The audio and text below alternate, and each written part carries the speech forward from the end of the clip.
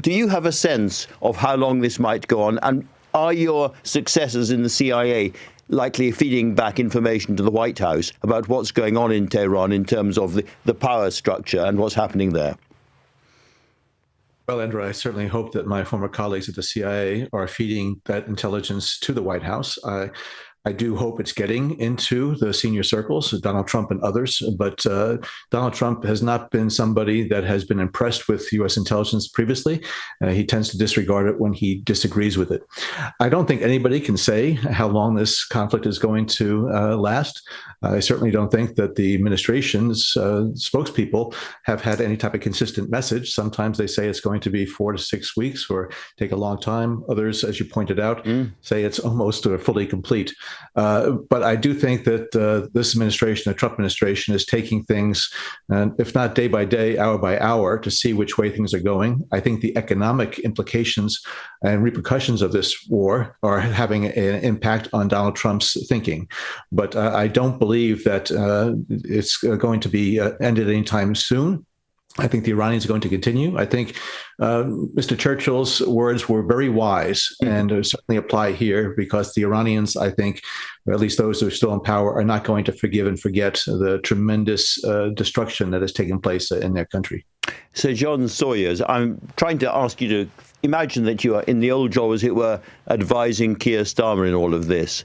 I was listening to an Iranian general give a press conference on Iranian television, and he said, what we have done is we have got the Americans into the wrong place. They are planning for a short war. We are going to give them a long war, and that's going to cause them real trouble. What would be your advice to Starmer at the beginning of this? He thought that he didn't understand the end game. Do you? Well, I don't think Keir Starmer did understand the end game, because none of us did. And one of the problems in here, as you're implying, Andrew, is that the United States have been very unclear what their goal is. And unless you have a clear goal, it's very hard to determine when that end state has been reached. So I think Keir Starmer's handled this reasonably well. I wouldn't fault him on the core decisions he's taken about holding back from involvement in the US-Israeli strikes, but being willing to support our friends and allies and British bases overseas in the way that he has. Now, you can quibble with some of the details, but I think broadly speaking, he's got the approach right. And being trolled by Donald Trump has not been bad for him politically either. So I think he's done reasonably well. Now, looking ahead, as John Brennan says, and hello, John, great to be with you on the program. John and I were in harness together, as you say, for several years, and he was a great partner at the CIA. What I would be advising is that there are two wars going on here. There's the military war, where the US and Israel have devastated Iran's military capability, destroyed much of its military industries, and has prevailed very widely over the battlefield.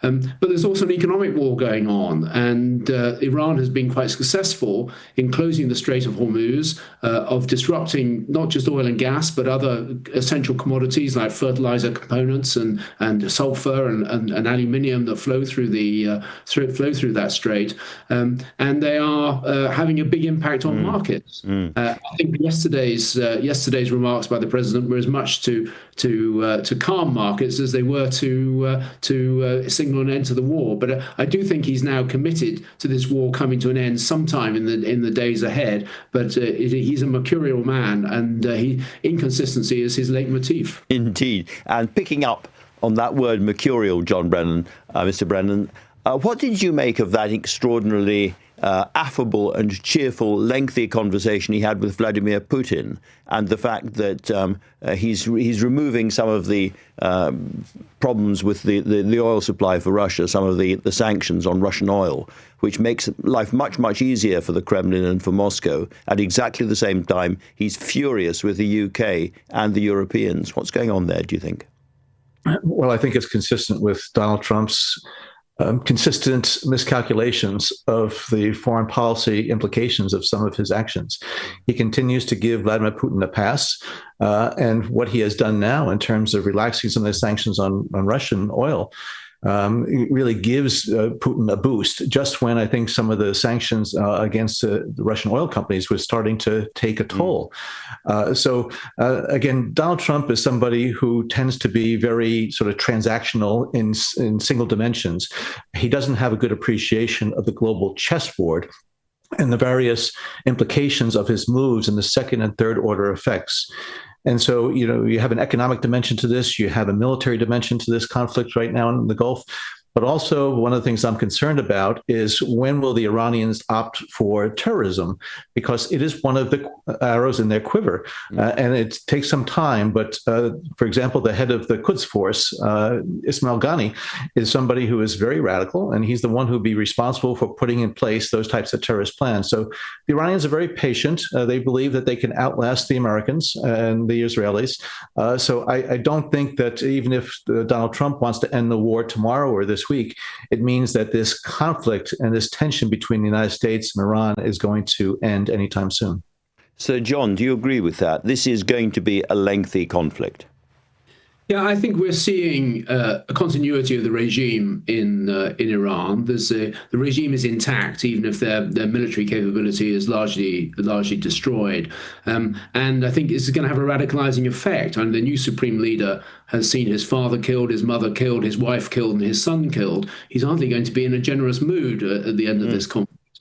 If you remember, when US planes struck Libya in 1986 and killed members of Gaddafi's family, a year later, the Libyan plot brought down Pan Am Flight 103 over Lockerbie, Scotland, killing, I think, 270 people in the process. So the revenge is a dish best eaten cold, and sometime after the issue that you're revenging for. Now, that's not to say I have any sympathy with the regime in Iran. I think they are a terrible, oppressive organization, which in some ways has brought these ills upon themselves. At some point, a future leader of Iran is going to have to face up to the predicament that the country faces, the collapsed economy, a failed defense strategy, a failed revolution, really, and being hated by the majority of the population. Now, it took the Soviet Union 3 goes to before they came up with Gorbachev, who then transformed the country. And even that wasn't really permanent. Now, but someone is going to have to do that in Iran at some point. And Sir John, you mentioned Lockerbie. My sister Lucy was the local doctor on duty in Lockerbie on that night, so I remember it very, very well indeed. Do you agree with John Brennan that there is now a threat, therefore, of unrestrained Iranian terror attacks, sleeper cells and the like in the West?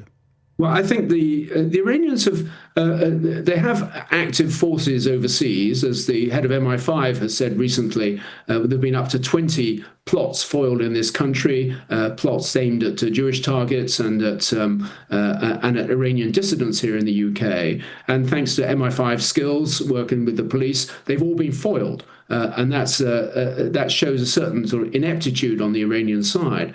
But I think there will be there is a determination on the Iranian side to get their own back in some way or other, and terrorism is certainly one option. There's another terrorist risk as well, which is that you can't rule out this regime collapsing. I don't think there will be some regime change, but there is a possibility of regime collapse, especially if the Israelis go around supporting Kurdish separatists or Baluch separatists and foment a civil war in the country. And now then you have a different sort of terrorism that could emerge out of Iran, a bit like emerged out of Afghanistan after that state in the 1990s.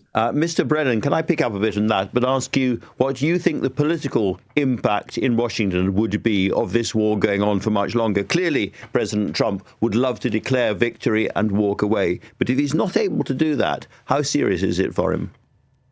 Well, I think it already is showing strains within the Republican Party, as a number of individuals have really questioned the wisdom of going forward with this war. And the poll numbers indicate that, less than 40% or so, I think is the latest one, of the American public that supports this.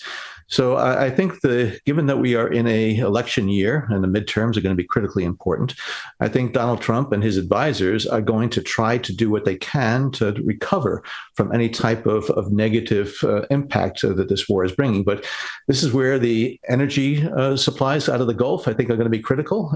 And if, in fact, this is going to be protracted, and if there is going to be some option for terrorism that the Iranians are going to exercise, again, that could have political repercussions here in advance of the midterm elections. Let me ask you a little bit more about the oil pricing, because that Iranian general I was quoting earlier on was kind of gleefully noting the price going higher and higher, 120, 150, could go to 150, as if this was a fantastic win for Iran.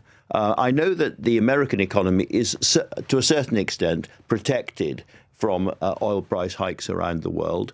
But again, is that the real pressure on President Trump? Will it be people from business, people from Wall Street, picking up the phone and saying this has got to stop? Well, I think there could be a couple of pressures. If there are additional U.S. casualties, that certainly is going to apply more pressure on Trump. But I do think it's the economics here that is really going to, I think, determine some of his next moves. But, the Iranian economy is very dependent on the oil exports that it has to China and India and other places in Russia. And so, as we well know, the problems in Iran that led to the demonstrations and protests really were economically based.